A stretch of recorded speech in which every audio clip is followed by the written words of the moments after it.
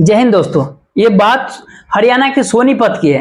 एक सुंदर लड़की एक सरकारी दफ्तर में जाती है, कार्यालय में जाती है और उस अधिकारी से मुलाकात करती है। मुलाकात करने के बाद उसे एक कागज देती है और कहती है हमारी एक समस्या है।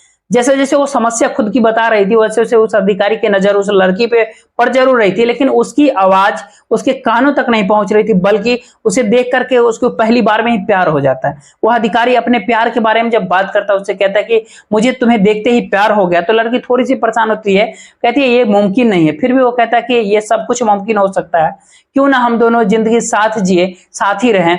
जब जिंदगी साथ रहने की बात आती है, कुछ समय गुजरने के बाद, बीतने के बाद उस अधिकारी को पता चलता है ये उसका पहला प्यार नहीं है, बल्कि इससे पहले भी कई लड़कों से प्यार कर चुकी है, कई लोगों के साथ जीवन बिता चुकी है, जिंदगी बिता चुकी है। तभी उस अधिकारी उसके आगे हाथ पैर जोड़ता है और कहता है तुम अपनी राह अलग बनाओ और मेरी अलग राह बनने दो। तभी ये लड़की कहती है अगर अपनी जिंदगी जान छुड़ानी है, बचानी है तो आपको कुछ पैसे देने पड़ेंगे, और डिमांड करती है लगभग 30 लाख रुपए की। 30 लाख में बात नहीं बन पाती है, लेकिन वो अधिकारी 20 लाख रुपए का इंतजाम करता है, उस लड़की को देता है और कहता है कि तुम अपने रास्ते जाओ, मैं अपने रास्ते जाऊंगा। दरअसल कहानी उसी लड़की के बारे में। आज एक दो नहीं, लगभग 7 शादियां वो लड़की की थी। एक घर में जब नौकरानी बन के गई थी तब वो 200 करोड़ के एक झटके में ही मालकिन बन गई थी। यह कहानी आज नहीं सोशल मीडिया पे बल्कि टेलीविजन पे भी बिल्कुल देख सकते हैं, सुन सकते हैं इसके बारे में। यह कहानी बहुत ही दिलचस्प है, बहुत ही रोचक है। जय हिंद। हमारा नाम जितेंद्र है और आप देख रहे हैं स्टडी सफर तक। यह सच्ची घटना जो आज हम सुनाने वाले हैं वह उत्तर प्रदेश का एक जिला है गाजियाबाद, और गाजियाबाद का एक इलाका लगता है, थाना लगता है मुरादनगर। दरअसल यहाँ का एक UIMT कॉलेज के जो मालिक होते हैं वह धीरे धीरे करके अपने जिंदगी के रफ्तार में आगे बढ़ रहे थे, लेकिन रफ्तार में वो आगे बढ़ते बढ़ते मुरादनगर में जो मेन चौकला था वहां पे अपनी एक जमीन खरीदी, वहां पे एक कॉम्प्लेक्स बनाया, साथ ही एक कॉलेज भी बनाया। यही नहीं, एक और कॉलेज बनाते हैं, वो बहुत सारी प्रॉपर्टी खरीदते हैं, बहुत अच्छा घर बनाते हैं। ऐसा लग रहा था कि जिंदगी में उनकी मुंह मांगी जो मुरादें सब कुछ मिल रहा है, सब कुछ पूरी हो रही है। 2 बेटे होते हैं, एक बेटी होती है, पत्नी, भरा मतलब अच्छा खासा परिवार था, पूरा भरा हुआ, जिंदगी में सब कुछ बेहतर चल रहा था। लेकिन साल 2021 में एक सूचना मिलती है कि जो इनका बड़ा बेटा होता है उसका सड़क हादसा में गंभीर रूप से घायल हो जाता है। तुरंत ही इसके परिवार के लोग उस बच्चे को हॉस्पिटल लेकर के जाते हैं, अस्पताल जाते हैं, और जैसे अस्पताल पहुंचते हैं डॉक्टर उसको मृत घोषित कर देते हैं कि हम आपके बेटे को बचा नहीं पाएंगे।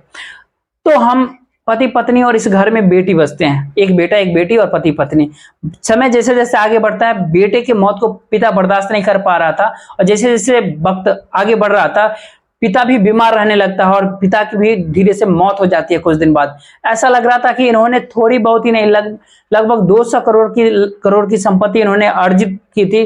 2 कॉलेज बनाए थे, कॉम्प्लेक्स बनाए, बहुत कुछ इकट्ठा कर लिया था। लेकिन पहले बेटा फिर पिता, इनकी मौत होने के बाद फरवरी 2023 का ये कहानी है। जो इसके घर की मालकिन होती है जो सुधा सिंह, वो बहुत ज्यादा बीमार हो जाती है।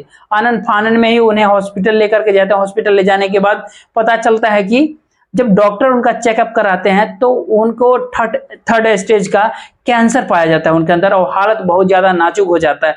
ये अपने दिल की, अपने मन की परेशानी किसी से बयां भी नहीं कर सकती थी। हालांकि बेटी की शादी कर दी थी, और बेटे की जो छोटा बेटा होता है उसकी भी शादी कर दी थी साल 2022 में धूमधाम से शादी कर दी थी। बिल्कुल सब कुछ अच्छा चल रहा था। अमरोहा की वो लड़की थी, जब उस लड़के से शादी की जिसका नाम शिवम होता है, सुहाग रात के स्टेज पे उसे पता चलता है कि उसका पति केवल विकलांग ही नहीं है बल्कि दिमाग से भी कमजोर है। और सुहागरात पे जो अपने पति को जिस रूप में देखती है वो अपने पति को उसी रात छोड़ करके हमेशा के लिए चली जाती है। कहती है मुझे इस घर में रहना ही नहीं है।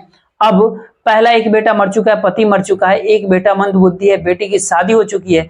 इस महिला की परेशानी लगातार बढ़ रही थी, और इस महिला से एक व्यक्ति का संपर्क होता है जिसका नाम सचिन होता है। सचिन कहता है कि मैडम अगर आपको कोई एतराज ना हो, आपको कोई दिक्कत ना हो, तो मेरे पास एक आइडिया है। मैं चाहता हूं कि आपके घर में एक नौकरानी रहे और नौकरानी आपकी सेवा करती रहे, सब कुछ बेहतर रहेगा, अच्छा रहेगा। ऐसा ही कुछ था। नौकरानी आती है जिसका नाम प्रीति होता है। प्रीति बेहद खूबसूरत लड़की होती है वाकई में। इस घर की जो मालकिन होती है सुधा सिंह, उसका जो बेटा होता है शिवम, वो पूरा ख्याल रखती थी हर एक छोटी से छोटी बातों का, कब दवाई देना है, कब क्या करना है, सब कुछ जो पूरा ख्याल रख रही थी। लेकिन अचानक से एक दिन, यह बात है अगस्त 2023 की, इस महिला की तबीयत ज्यादा बिगड़ जाती है और अस्पताल में इन्हें भर्ती कराया जाता है। हॉस्पिटल में भर्ती कराने के दौरान ही पता चलता है इनकी हालत शायद ये बचने लायक अब नहीं है। तभी वो नौकरानी कहते हैं कि आंटी जी अगर आपको ऐतराज ना हो, आपको कोई दिक्कत ना कोई समस्या ना, तो जैसे मैंने आपकी सेवा की थी, आपकी बेटे की सेवा कर रही हूँ, आपकी बेटा की सेवा कर रहे हो जो मानसिक रूप से विकलांग है, शारीरिक रूप से विकलांग है, मुझे इस बात से कोई ऐतराज नहीं है, मैं आपके बेटे से शादी करना चाहती हूँ। जैसे ये बात सुधा सिंह ने सुनी, सुधा सिंह का चेहरा खुल जाता है और ऐसा लग रहा था जैसे उसके बेटे की मांगी हुई मुराद जो अपने बेटे के लिए मांगी थी वो पूरी हो रही है। तभी क्योंकि माँ के पास बहुत कम समय बचा था और इसी बीच में फूल मालाओं का इंतजाम किया जाता है, वो लड़की उस लड़के के गले में माला डालती है, खुद के गले में माला डालती है और उसकी महिला से जो मालकिन होती है, UIMT ग्रुप की जो चेयरपर्सन जो होती है, उसे परमिशन लेती है, उससे आशीर्वाद लेती है और उसे आशीर्वाद देने के बाद वो खत्म हो जाती है, मर जाती है। अब वो महिला जिसका नाम प्रीति होता है, जो शिवम से शादी कर लेती है, घर आती है, घर आने के बाद रहना सहना शुरू करती है। कुछ वक्त बीतता है तो कुछ समय बीतने के बाद वो घर में जो उसके घर में जो मौसी होती है वो नीलम को बुलाती है और नीलम जो कि हरिदास कॉलोनी दिल्ली की है, वहां की वो रहने वाली होती है, क्योंकि अकेलापन महसूस कर रही थी प्रीति।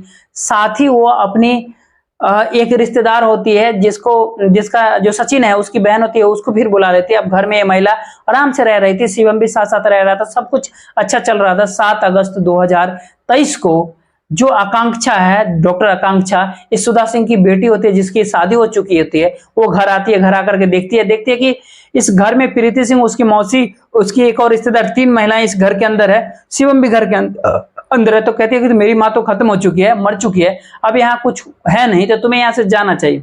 जैसे जाने की बात होती है तभी वो कहती है कि प्रीति सिंह बताते कि मैंने तो शादी कर ली तुम्हारे भाई से, तुम्हारे भाई की मैं सेवा करती हूँ, उसका पूरा ख्याल रखती हूँ, ऐसे कैसे तुम मुझे निकाल सकते हो, इस घर की मालकिन हूं मैं। तो जब मालकिन की बात आती है तो उस महिला के होश पाख्ता हो जाता है डॉक्टर आकांक्षा के, यानी डॉक्टर आकांक्षा जब होश पाख्ता होती है तो कुछ कर पाती है। उससे पहले वो 112 नंबर पे कॉल करती है और पुलिस को मौके पे बुला लेती है। पुलिस जैसे मौके पे आती है तो प्रीति सिंह कहती है ये जो लड़की है, जो इस घर की बेटी है, वो बेटी ही नहीं बल्कि मालकिन बनने की कोशिश कर रही है और मुझे ही इस घर से निकाल रही है। जैसे ही पुलिस इस बात सुनती है, इस मामले को गंभीरता से पुलिस लेती है और डॉक्टर आकांक्षा को फटकार लगा करके वहां से निकाल देती है। लेकिन डॉक्टर आकांक्षा अब शांत होने वाली नहीं थी, वो सीधा पुलिस कमिश्नर के पास जाती है और कुछ कागज दिखाती है। जैसे ही ये पुलिस कमिश्नर कागजों को देखते हैं तो वो भी एकदम से सख्ते में आ जाते हैं। दरअसल 200 करोड़ रुपए के जब संपत्ति लगभग होती है, 2 कॉलेज होते हैं, कॉम्प्लेक्स होता है, प्लॉट होता है, घर होता है, सब कुछ होता है। जैसे वो कागज दिखाए जाते हैं तो पता चलता है कि सुधा सिंह मरने से पहले अपनी बेटी के नाम सारी वसीयत कर दी थी और वो अपने बेटे को जो मानसिक रूप से विकलांग था उसको कुछ दे के ही नहीं गए थे।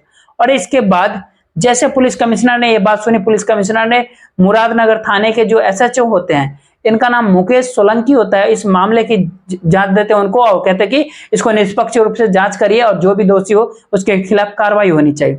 अब जैसे जैसे जांच आगे बढ़ रही थी वैसे वैसे एक नाम सामने आता है और नाम होता है सचिन का, जो मुरादनगर थाना क्षेत्र का एक गांव का रहने वाला होता है। गांव का नाम होता है मोरपुरा। उस लड़के को जलालाबाद से गिरफ्तार कर लिया जाता है। गिरफ्तार करने के बाद उससे जब पूछताछ की जाती है जो कि क्या मामला, तो शुरू से एक कहानी सुनाता है।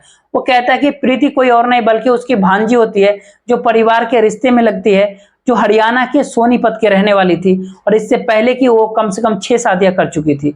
जब बार बार शादी करती थी तो उसने कहा कि अब तुम्हें बार बार शादी करने की जरूरत नहीं है, बल्कि एक ही बार एक ऐसी शादी करो जिससे कि तुम रातों रात अरबपति बन जाओ। उसमें से कुछ हिस्सेदारी हमारी होगी, कुछ हिस्सेदारी तुम्हारी होगी। तो सचिन ने अपनी भांजी को सोनीपत से बुलाता है नौकरानी के रूप में, और जो मालकिन होती है यानी कि जो UIMT ग्रुप के जो चेयरपर्सन होती है सुधा सिंह के पास लेकर के जाता है और कहता है कि ये तुम्हारी बहुत अच्छा सेवा करेगी, बहुत अच्छे ख्याल रखेगी, बहुत अच्छे खानदानी परिवार के लोग इसके साथ नहीं दे पाए। इस तरह बहाने बना करके सुधा सिंह के यहाँ नौकरानी रखता है और प्रीति ने इतना ख्याल रखा इस पूरे परिवार का कि जिसका कुछ जवाब नहीं था। लेकिन जैसे वो शादी की बात कर रही थी तो कहीं ना कहीं सुधा सिंह को ऐसा लग रहा था कि यहाँ कुछ ना कुछ दाल में काला है, और इसीलिए वो अपनी बेटी आकांक्षा के नाम अपने घर की सारी संपत्ति नाम कर जाती है, क्योंकि उसे लगता था, क्योंकि अमरोहा से जो उसके बेटे शिवम की शादी हुई थी वो एक रात उसकी बीवी रुकती है और वो छोड़ करके चली जाती है। तो उसे लग रहा था कि प्रीति को जो उसके बेटे से नहीं बल्कि उसकी दौलत से उसकी प्यार है, इसलिए वो अपनी बेटी को सारी संपत्ति दे जाती है। पुलिस जब यानी SHO जो मुकेश सोलंकी जब इस लड़की में जो पूरे जांच प्रकरण को कर रहे थे, तो जांच करने के बाद पता चल रहा था इसमें एक सरकारी अधिकारी से प्यार की और उससे 20-30 लाख रुपए की डिमांड की थी और 20 लाख रुपए उसने हथिया ली थी। इस तरह से वो 1 2 नहीं 6 शादियां इससे पहले हरियाणा के अलग अलग जिलों में की और इसमें 7वीं शादी थी जिसमें इस शादी का नाम दिया था। वैसे फिल्मों में दिखाया जाता है कुछ देर के लिए एक्टिंग की, लड़की की मांग में सिंदूर भरा और शादी हो गई, जैसे 2-3 बार बोला कबूल है, मतलब ऐसे शादी बिल्कुल फिल्मों की तरह शादी की थी। नहीं तो कोई फेरे थे, ना तो कोई मंत्र था, ना कोई बात थी, ना कोई रिश्तेदार थे, ना कोई दोस्त थे, ना कोई फंक्शन थे, ना कुछ भी नहीं था। वो हॉस्पिटल के उस कमरे में 2 मालाएं गले में डाली और आशीर्वाद ले लिया और कहा कि आज से हम दूल्हा दुल्हन है। उस लड़के को यह भी नहीं पता था कि उसकी शादी हो चुकी है नहीं हो चुकी है। वो लड़का आज भी सुरक्षित है जिसका नाम है शिवम है।